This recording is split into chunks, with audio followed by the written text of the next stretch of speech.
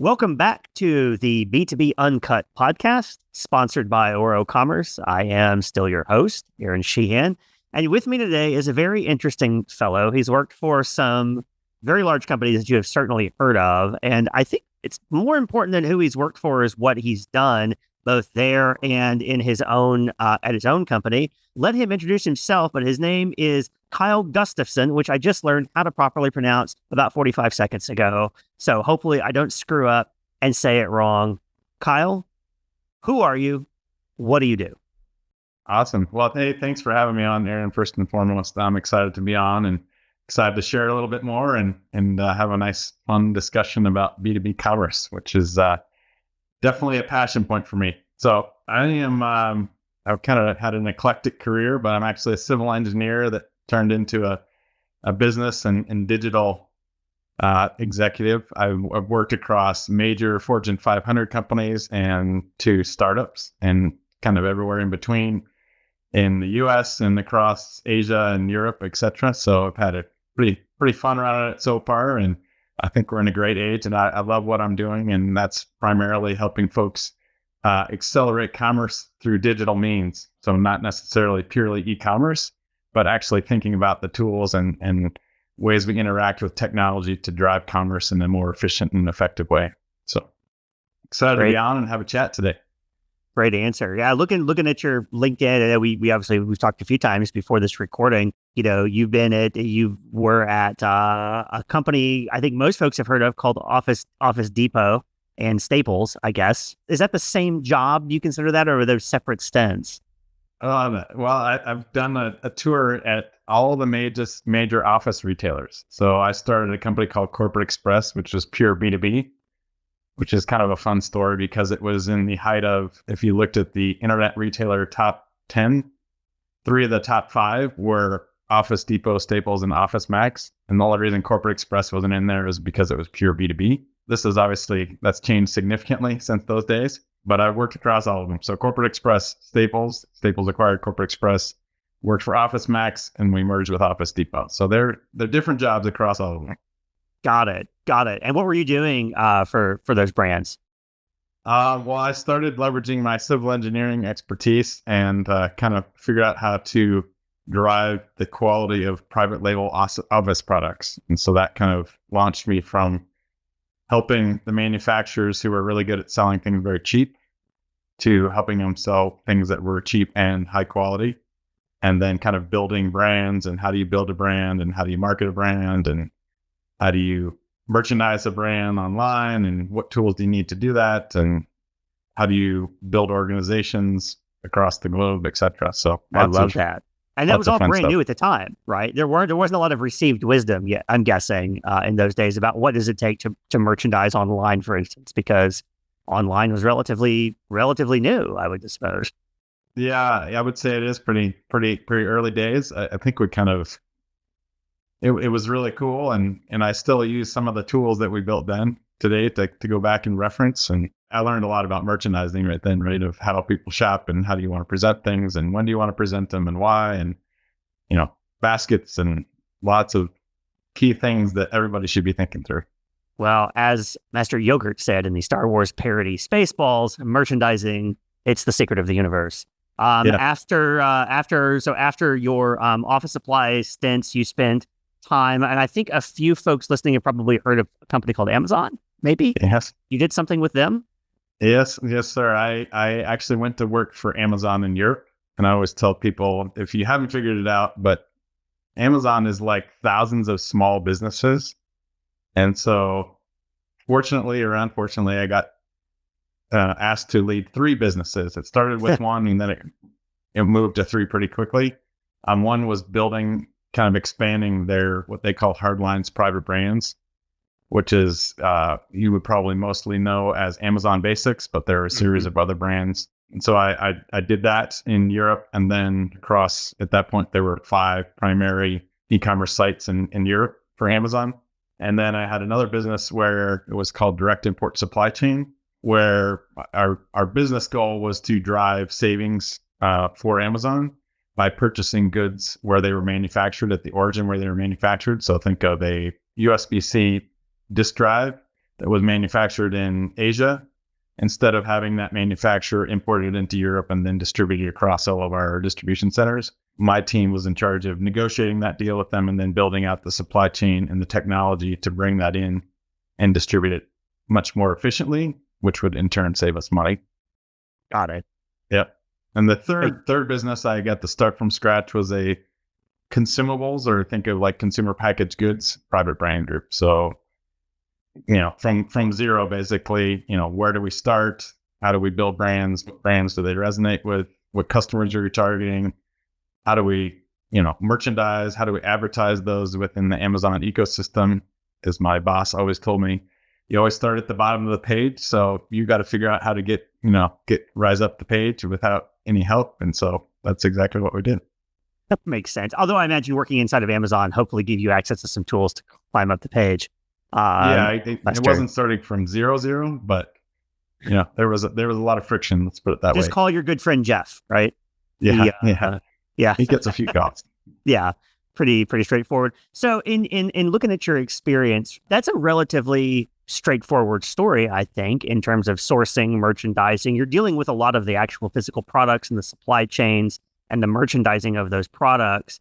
After this point, this is probably about 7-8 years ago, I think, I start seeing the word transformation start popping into your job descriptions. So I'm very interested in this topic because for us on this podcast, a lot of our listeners are practitioners in manufacturing and distribution who are in the middle of or planning to do some kind of digital transformation. Walk us through sort of your evolution a little bit, how you went from what you were doing for Amazon, building these 3 small businesses, sort of like entrepreneuring inside of Amazon, to joining the consulting world and then the sort of directly the e-commerce world, and what digital transformation looked like and meant for you in that journey. Yeah, no, I'm happy to do that. I'm actually going to go back. I'm not going to jump right off at the end of Amazon. I'm going to go back at the Office Depot days. So Office Depot merged with OfficeMax, and my role was to basically reconstruct the private brand group, which is essentially a brand within a brand. And the reason I'm telling you that is because Office Depot had 10x the number of POs that we did at OfficeMax for roughly the same number of products. And so that was probably one of the number one solves, was obviously I had to do more with less from a resource perspective. And there was only one way to do that, and that was to find or leverage the tools that we'd built at OfficeMax to accelerate handling 10x the number of POs, et cetera. So it was like, okay, how do you force that, and start to prioritize building out the tools that are going to enable the team to really grow? Which is obviously, maybe that was some of the sizzle that they liked at Amazon. I don't know. So at Amazon, it was, as I said, building out those import systems, et cetera. So there's a whole different way of thinking about that, right? It's not about purely this year's results. It's about how are you building something that's going to scale and grow. I mean, I think I heard the scale 6 million times, the word term scale at 6 million times at Amazon, to the point that we were analyzing one problem and my boss said, "You're not thinking of like 20 years from now." I'm like, okay, that's a fair point, right? Wow. So to your question about transformation, that was kind of embedded, and obviously that's the approach that you take at Amazon. You're thinking about longer term. How do you build things that start to scale, and you can either learn from them and grow with them, or you can learn from them and push them to the side and continue to focus on the things that you're growing with. And so that really transformed when I came back to the US and started to work for a lot of consumer brands and distributors on how are you thinking about solving problems in a longer term mindset, but actually 20 years results in the short term. Yeah. 20-year timeline, right? Yeah. 20 years, I think it's boards love 20-year timelines. I've heard. They probably do. And I think it sounds great. You also have to, it's always the balance, right? Of 20 years versus I got to deliver this year and somewhere in between. So, which kind of realized for me brought up, hey, really my mindset is about that kind of continual learning, cultivating that curiosity, using data to drive how you're starting to continue to make decisions and adapt things, which is really transformation. And I think we're kind of, I don't know if it's the golden age of transformation, but I think we're hitting one with, the word AI, either gives you the twitches or gets you excited or confuses you, or all 3 of them. All of this, a little from columns A, B, and C, I think. Yeah, in this exactly. business. So I've just said, hey, there's so many opportunities, and especially in the consulting world. I mean, your job is to come in, kind of like a doctor, assess, understand very quickly, and then lay out a plan on how to transform. And it's actually super fun if you actually get to help execute on that transformation. And so that's kind of what I've been doing, even in my entrepreneurial role when I took on that at McLean and built out their kind of e-commerce and digital commerce practice there. That makes a ton of sense. And so, it's interesting because digital transformation, I think, is specifically something that comes up for us a lot. And for you, it sounds like also. And sometimes I feel like that gets chartered pretty explicitly as a technological initiative. And sometimes that's something like the previous episode that we had with Ali Copeland from ADI talked about that. And it was very much, there was merger activity that was driving it, but a lot of that was the technological underpinnings of we have too many ERPs, we have ERPs that are aging out, we have systems that need to be digitally transformed. So sometimes you have a sort of a very explicit, like, hard stop, something's end of lifing, or for whatever reason, we have to scale. Sometimes there's a organizational and cultural change that's driving the transformation, like a merger or an acquisition or an unwinding of one. Or an ownership change in general, or going from private to public, or back again. Like there's a lot of different things that can drive it. I'm curious, when you talk about your boss at Amazon saying you got to think 20 years. To me, what I hear, Kyle, is a culture that expects continual transformation, expects that tomorrow will not look like today, and that it will be better. What have you seen? What motivates the desire to transform within a large organization? Because it's often pretty painful. You've got the technology side, that's its own sort of like change management. You've got the culture and the people side of it, and the org chart side of it. That's even more painful, in my opinion. Where do you like to start that? And does it matter which comes first? The sort of technological, sort of like you can see the cliff coming, and so you need to change or die, or is it a organizational thing and you then make the technology fit the new culture and new organization? Where do you see it starting in these conversations? That's an awesome question. I think it's kind of in Amazon style. You got to go work backwards. So you've probably heard that a million times, but working backwards is like, what's the vision? And there's always, we can have disparate motivations, right? I want to be the dominant player in my marketplace, or I want to serve a broader marketplace, or I want to just keep up because I really like what I'm doing, but I just got to keep up. I mean, I don't know that anybody would say that directly, but I think starting there and then starting to work that back into, okay, what pieces of technology can enable that? What processes, what people actually can drive that and get you to that path? So that's kind of how I start. Because if you don't have an eye on a North Star, then you start chasing things, right? And especially in the technology world and, digital world, you chase something and the technology is shifted and you're looking over here and the train is over here and it's just passed you by.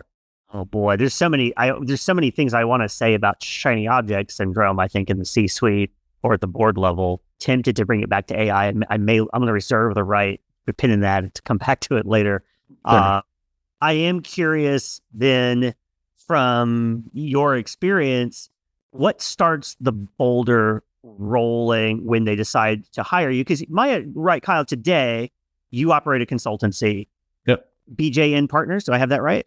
Yep, that's right. Okay, correct. And you're doing a lot of consulting for, I imagine, consumer brands, distributors, companies that are looking to transform digitally. Exactly.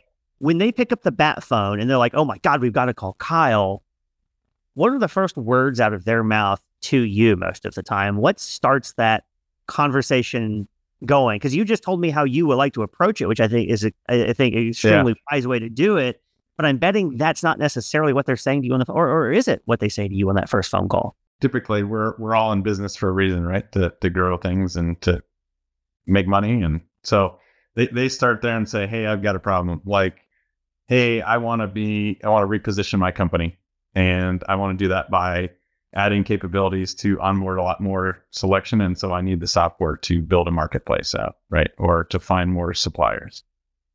And that's kind of where they go. Or, hey, I need to really enable, I'm working on some projects where I need to enable my on the feet or on the street sales folks to be more efficient and to grow what we're offering to our customers. Mm-hmm. What do I need to do technologically to do that? Right? Where do I start? How do I get there? So those are kind of the starting points. And then as you said, my approach is, okay, let's go back and figure out that vision. And then we can start to understand where you're at, where you need to go, and start to connect the dots. Yeah. That makes a lot of sense. So yeah, there's an immediate pain point and an immediate goal. Once you start pulling on that thread, then probably lots of other adjacent problems start to reveal themselves, or challenges start to reveal themselves. You'd mentioned that you've worked with, we've name dropped lots of big companies, but you've also worked, you said, startups and smaller companies. Would you answer that question any differently if you think about your experience at smaller teams, or does it play out pretty much the same way no matter the size or scale of the client? I think, it's obviously you got to adapt it to the client, especially startups have the ability, or the opportunity that they can move a little bit faster and you're not changing big things. But on the same token, they don't have the capital typically or the cash to make big changes and take that risk. So you have to look at those two, risk and reward, in the way you're building roadmaps or approaches differently. But I think still kind of aligning on what's that objective and principle, or set of principles, like this is what success looks like. And that can adapt, by the way. So that's not like a static thing. It's like, okay, I want to be the ultimate distributor of screws, right? Okay, that's different than the ultimate distributor of hardware, because there's a whole different selection, right? So it's narrowing those things. But I think that is a pretty important part, is to just lock that down. And then that can align, and actually makes the projects go much more efficiently if you align on those principles from the beginning, because then you're continually dovetailing all the work into those. So Yep, we agree. Having been part of very large organizations and startups myself, I would completely agree with that assessment. And by the way, that's one of the most difficult parts of the project, because as you said, it's like, I got a problem. I mean, in cases that are like, hey, I want to grow my e-commerce. Okay. Mm-hmm. That's awesome. In fact, when I got hired at McLean, I literally asked the CEO, what does e-commerce mean to you? And his response was, I don't know. You need to help me define it. Which is fair. Okay. Well, that's a nice like green field. Very candid and open, and, a great way to look at it. But it's actually true, right? Does that mean a website or a web shop? Or does that mean that all your commerce is enabled digitally, and you can meet customers wherever they want to shop and however they want to shop, with the same delivery terms and pricing and, offering? So now you're speaking pretty explicitly my language in my day job here, doing strategy at Oro, is what is e-commerce? And you do get different answers to that questions. And I like to ask, is punch out or e-procurement e-commerce? Is EDI e-commerce? Is CPQ e-commerce? Is an order that gets called into a call center and typed into a system and then routed to an OMS and then a help desk ticket? Like, where does that, like, E just means electronic, right? And so which touch point blesses it formally as e-commerce? Or is it just web orders or portal orders? And if so, how do the various systems that you're buying reinforce the other channels? How do you think of that whole spider web of all the different ways that, or even Amazon orders, right? Marketplace orders, are those e-commerce? This is a loaded question inside of a lot of organizations, because people are comped and titled based on what label we slap on that particular order, depending on how it came in. As a consultant, I can imagine that can be sort of an interesting situation to walk into if you're being hired to sort of like fix an e-commerce problem, but how far does your mandate go? Like in that conversation. Well, that's always the question, right? And I think more and more, that you always have to ask the question, especially if you're doing a consultant project or, a contractual project, of like, who's the sponsor and where's that coming from, right? How is it being driven? Because of different contexts. I think more and more, not the term e-commerce, I don't think is going to go away, but with commerce is going to include, it was e-commerce, and then it was omni-channel, and those things still exist out there. Yep. You got to think in the whole, they're all going to be connected very quickly here. Hmm. And they should be. And obviously then that comes to the top of like, hey, if I have a business and I'm charged to grow X, Y, and Z, I've got to pull all those pieces and parts. It is difficult to kind of outline, there are different accountabilities by channels, but I think actually spending time on trying to figure out how they connect together and how each one contributes to the other with some specific metrics and measurements is very critical.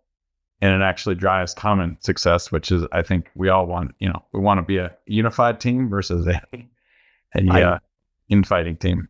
Right. No, 100%. And you look, if you're publicly traded, the stock price sort of answers the question, what is good for the entire company? Well, you can go see it. Everybody can see it reflected in their in their option value and RSUs and so on. I do like to ask, so I would class you as a digital transformation leader. I think that's fair from everything that you've shared. You've done it multiple times in lots of different contexts and environments.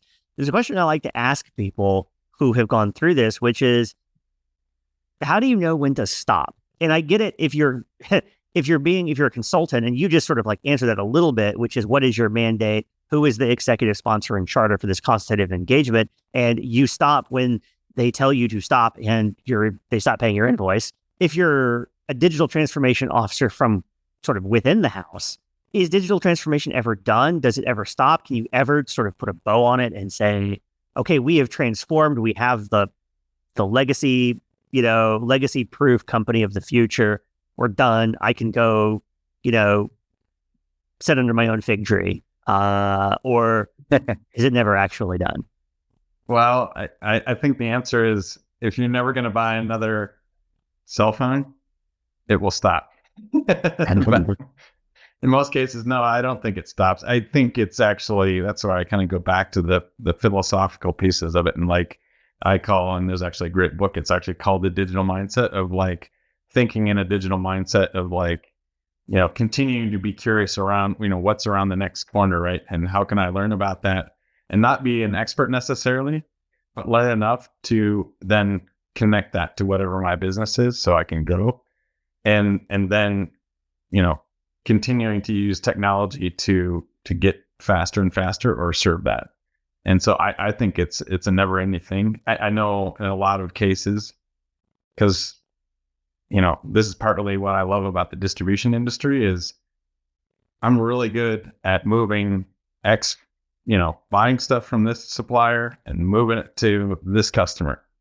And then I just had to, it evolved from faxes to, now I need to call people to order, or et cetera, and so typically haven't been on kind of the leading edge of that transaction, digitization. And so there's some gaps too. Obviously, how you shop on your phone from Amazon is completely different than you would shop in a B2B space, in a distributor. So there's kind of a leap, there's a transformational leap. But if you can do that and instill this mindset of continual improvement and, assessing things and continuing to learn, and shut some things down and focus on the things that you're really good at, even in the technology space, I think that's actually what really serves organizations to grow and continue to be even more and more relevant as we get into the future. Because I don't think the technology is going to slow down, right? I mean, we're in the middle of another revolution. So it's not Kaizen, right? The continuous improvement philosophy, I think, is pretty apt, because the tools keep changing, but the goals are often pretty similar, I would say, which is their business goals. There's technology as the tool, but the business goals of make more money, be more profitable, have better market share, improve the share price, dominate a particular market, whatever it is. Usually they cluster around a handful of common business goals, and then everybody has to figure out, what tool do I have laying around that will actually help me achieve that? So yeah, I think that's pretty wise. And I think that if you think about the successful companies that we all sort of know in this industry, they've never actually stopped evolving and improving. There is no point at which it's done and dusted. And I for me, as somebody that's been on the digital side of this for a long time, I've been hired many times. We'll just build a website. That's it. That's our digital transformations. We're hiring you, guy, at an agency, maybe, or your team that you manage or whatever, to build us an e-commerce website, and then and then goodbye. We're done. We've transformed the site. The asset itself becomes the end all be all. It is it. And then 2 years later, you find out that they turned it off because no one was using it. And there was just a complete lack of, that spark never jumps the gap from where having a site to having it adopted by buyers or adopted by an internal sales team or usable by a marketing team. There was no attributable value to the thing because that was a mirage. The website was not the thing. It was actually the value it was supposed to unlock. But it was an IT project. And so IT says, well, website's live, DNS is cut over, we're done. We don't have to do anything else. And I'm curious, have you run into that situation before yourself? Where you got brought in to do a digital? Yeah. That's the part of and I've had this conversation many, many of times, and I've worked with, obviously, I serve as a consultant. I've worked with the biggest and the big consultants. I've worked with small consultancies, that it gives a little bit of a tarnish on consultancies because you think, hey, I've seen this, I'll just use this example. I want a CRM. Okay, well, what do you want the CRM to do? Oh, I need a CRM. What do you want it to do for you, right? Do you want to be continual communication with your customers, right? Do you want to understand? Do you want to bucket them? You have to ask those questions, but understanding that, and then they say, okay, well, once as you said, not the DNS in this case, but the CRM's live, right? It's the processes that go with the CRM that are just as important. And that legacy, as you said, has to carry forward. And this kind of goes back to my kind of MO of continual improvement. This is another Amazon term, but I think it's a great one of everybody's focused on the output metrics, right? And output metric being sales, gross margin, profit, etc. But the input metrics are, how often are people using this thing that I've invested in, right? Are we getting more productivity out of it? Just like you would in a manufacturing line, right? They monitor that. But now that actually should be translated to the tools that we're installing. Because in most cases, you're going to continue to invest in those tools one way or another, right? I mean, you coming from Oro, you would say that too, right? You're going to add more pieces and parts to make it more usable for your customers. So on the business side, we need to be thinking about that too. Yeah, it's really interesting that you mentioned CRM. I was in an internal meeting this morning, and of course, we have a CRM as part of our product. We don't sell it separately. It's not kind of the front-facing piece. But it's really fascinating how often people who are talking to us about the sort of the e-commerce capabilities of the platform are like, oh, wait, you do CRM too? And how often even very large, I'll say distributors mostly, don't have any kind of sort of CRM or sales automation or revenue automation tools or attribution tools in the business. It's spreadsheets, emails, and whatever's in the ERP is basically what the business is run off of. And thinking about how people buy from me as a distributor, how they're going to contact me, whether that's going to a website and requesting a quote or filling the contact form or adding to a shopping list or completing it or clicking on something and then calling me or faxing me. You said we've outgrown faxes. Not everybody's outgrown faxes, Kyle. I still see them in the wild in B2B and healthcare, oddly. And I think it's interesting how CRMs are such a great example of what you're talking about, because my experience is sales teams hate them. They don't use value. You really have to build processes and teams and culture around using the tool, or else it's just the digital equivalent of a paperweight at that point. It's sitting there because my board told me I needed one, and now I've got one, and it hasn't done anything because I didn't think past that point. You've mentioned sort of actually in previous conversations, you've used an acronym that I love, WIFM. It's one of my favorites. It's a great behavioral psychology term, I think. But what can you sort of tell our audience, what does it stand for? Because there's anybody who's never heard of it. And what does that mean to you? And how does that sort of dictate your approach to when you're trying to build the teams and the organizations around the actual value proposition of the digital transformation? What does WIFM have to do with that? How do you connect them? Yeah. So WIFM is what's in it for me. And I always said if I could go back to school, I think I'd get a psychology degree. And especially in the world of e-commerce and digital commerce, it's so intriguing what things drive behaviors or what behaviors, and you can interpret from there and then serve people better, right? That's the ultimate job, at least I'm trying to get to, is like how to use technology to serve people better, make them more efficient, do enjoy their job, do things better. So, that WIFM, I think as you start to get in, bigger and bigger organizations, it's always, everybody has their own kind of objective. And so if they change this, if they install this CRM, the salesperson's first question, well, why should I use that? What's in it for me in using this CRM? Well, you could answer it like, hey, well, you just have to use it because we need to have this information. I told you to. Not really very motivating. If you said, hey, well, you're going to be able to walk into a call at this customer and know their last 5 purchases, what they should be purchasing, how much they should be purchasing of it. And you're going to be able to show that to them in about 10 seconds, and they can hit this button and that purchase order is going to be on its way. And you can also talk to them about their family and their kids. And in your 5-minute call that you're with them, that's a transformation, right? And by the way, you're doing better in all 3 aspects, right? Right. No, that's exactly right. You gotta show the value. I want to switch gears a little bit here, and you've had such a rich experience in a lot of different contexts and companies. I'm curious, can you, if I said, tell me a story about something that illustrates the kind of work that you do or the kinds of situations you found yourself in sort of regularly through the course of your career?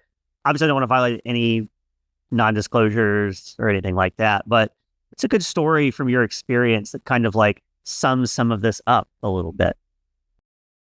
Yeah, it's super interesting, and I guess I'm gonna probably put 3 or 4 stories into one here for you. But okay, so the reason that I got into commerce as it was I was a civil engineer, and I found myself with this choice of like, I can be a very technical expert in civil engineering. Like I can calculate all these designs and use the, latest math and integrals and algorithms and things to do that. Or I could go down kind of more of the business route, which is like connecting dots, right? So in that case, I was designing bridges. But obviously a bridge connects to a roadway, connects to a drainage system, connects to retaining walls, connects to soil, so I could do that. And so I said, hey, actually, I like that part of it. So I started down an MBA. My point was then I got actually a call from a friend that was at Corporate Express, and that's how I went there. But the leader, his boss at Corporate Express said like, why should I hire a civil engineer for this job? And my point was, I said to him very clearly, obviously they give you some background on how to solve civil engineering problems, but really they're teaching you a problem solving methodology, right? So that was like the first of many career, all of a sudden, okay, well, here's the problem. I have a toner cartridge and I'm selling millions and millions of these things, but they're not lasting as long as we're claiming they are.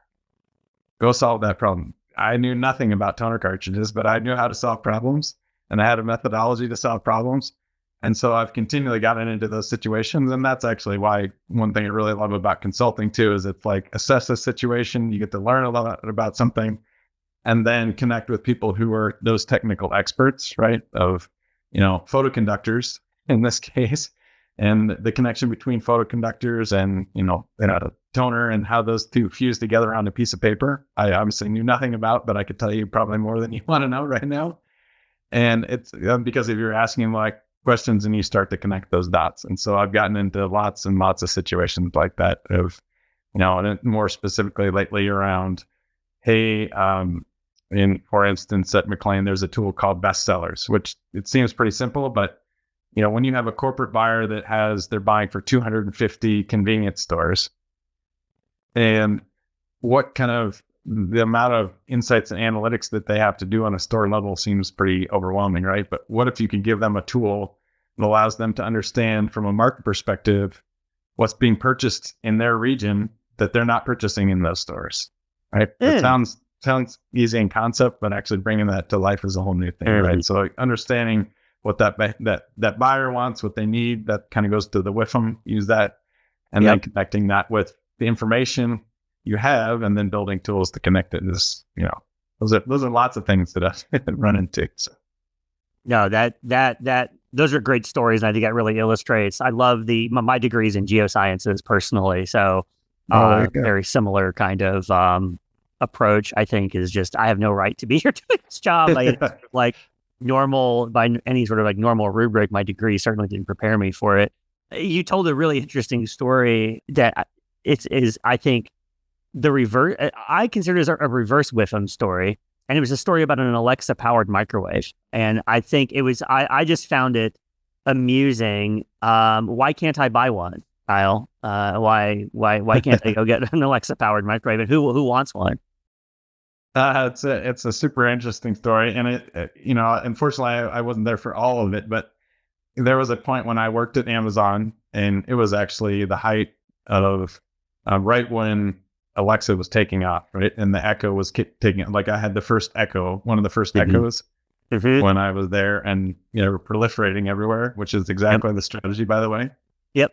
So they still sell a lot. Don't get me wrong. I've got like 3. Yeah, I said sometimes they just show up at my house. Sometimes I think I'm like, why do I have another dot? Yeah. So it was then, and then it turned into, hey, well, I can build that. I can put the Alexa infrastructure inside of things, and engage with people more there, right? So there's obviously a bigger strategy of how do I get engagement and data points across the whole home. And so there was actually a mandate from one high up leader at Amazon. Yeah. Starts with J. Do we have the same haircut as this guy? Yeah. Exactly. Okay. Yeah. That said, hey, I want to say it was a $50 Alexa microwave. And the reason being because that's the most interacted with appliance in the kitchen, right? You go to the fridge, but you don't really interact. You just open the door, grab something out. The microwave, you actually punch stuff in, you interact with. Great idea, but the $50 was to make it so easy to implement. But I think as things work through there, I mean, my team who was working on this, we do these should cost analysis, right? So how much should this cost? It was at least double that. I mean, I think the Alexa infrastructure itself was probably $12 or $15, and that was super cheap. So think of that's half, and you don't even have a metal shell yet, right? Of what you're trying to get to. But I think anyway. It never. I think it actually got built, but it never took off, and I think there's many reasons why. But it was a super challenging learning experience too for me and my team. Of like, okay, you have some really tight constraints here, right? Because you want to make it usable. Again, to my kind of digital mindset. And then how do you get it installed, right? How many people have freestanding microwaves versus installed microwaves, and there's lots of business problems you have to think through just to get that one device in there. And so, hence why there's probably not a lot of Alexa microwaves out there. Yeah, I don't think I've ever seen one in the wild. It's interesting because to sort of like put a bow on this, and it's going to bring it full circle. We started sort of talking about merchandising, briefly at the beginning. Merchandising is about, to some degree, the WIFM of the buyer. And I think if I understand, it's clear, you just explained very clearly why JB had a desire to have an Alexa powered microwave. It made sense for the Alexa business model. Did it necessarily make sense for consumers? Take the technological challenges and COGS sort of challenges outside of it. Those are solvable. I believe that you guys had the capital to sort of like, if you really decided that you wanted to have Alexa powered microwaves, we'd have had Alexa powered microwaves in the house. But just because it's interacted with, were people raising their hand and saying, I want to talk to my microwave, I'm tired of pushing buttons. There's a WIFM, there's a buyer WIFM. And I think we all sort of had to remember that. I think you ignore that at your peril. I think in our line of work is that ultimately the customer is always right because we want their money. Yeah.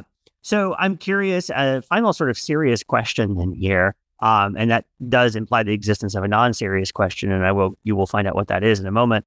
Who is someone that you view as a mentor or leader who helped you out in the past at any of the stops along the way? Was it pretty far back and sort of was it somebody in civil engineering background, or was it one of the stops? Who's somebody that you turned to who gave you advice or gave you a hand up or gave you something to remember that you've continually applied throughout all of these jobs and roles? Yeah, I think it's easy. I'm trying to think of some of the quotes, but it was a guy, his name's Lala. And so he was actually my boss's boss when I went from engineering to consumer products at Corporate Express. And, I was an aggressive kid that was in an MBA, and we were having a hard time scheduling the interview to go. And I said, hey, I'll come meet him on a Saturday. So I interviewed with this guy on a Saturday. He had a pink polo shirt on, and he was all relaxed. But, and he came across as very, chilled out, relaxed, but he was one of the most intense guys I ever worked for. But also, so that was fun and challenging, but very principle driven. Like, he was the guy that we would sit down and say, bring me, I don't want to see a presentation. I want to see your spreadsheet on how you got to this number. Okay. And then he would go and inevitably pick the number, and he'd say, tell me what this number is and why that means that.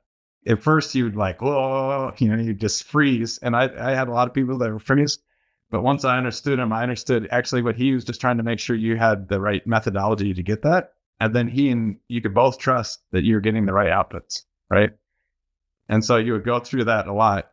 And so anyway, I worked for him there, and, it was always a lot of principle led leadership versus like micromanaging, which I think kind of transformed how I think about things. And, we all have, especially now, we all have more than we can do, right? So let's leverage the collective intellect and, intelligence and technology to make progress.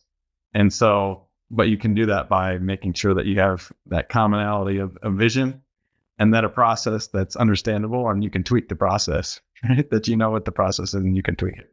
So Ron was always very challenging. We had lots of good discussions, and he's probably one of the first people I call today if I got a question, or he's just a good voice of reason, and he can jump back into his business mind really clearly and quickly, right? And that's good. I've had many business case discussions over the phone in about 15 minutes of like, oh, well, let's just do the math on that. And you're down to like, that makes sense or that doesn't make sense. It's some really good advice. I worked for some similar leaders in the past myself, where, the ability to sort of zoom into the details and move past the story, don't get caught up in the deck or the words, and actually go into what are the building blocks of this theory that you're presenting in this course of action that you're advocating for. Show me the numbers, or whatever the foundational case is based on. I think probably the business world would be in a better place with more leaders like that. And certainly we have not sort of talked very much about AI, but I am beginning to see more and more.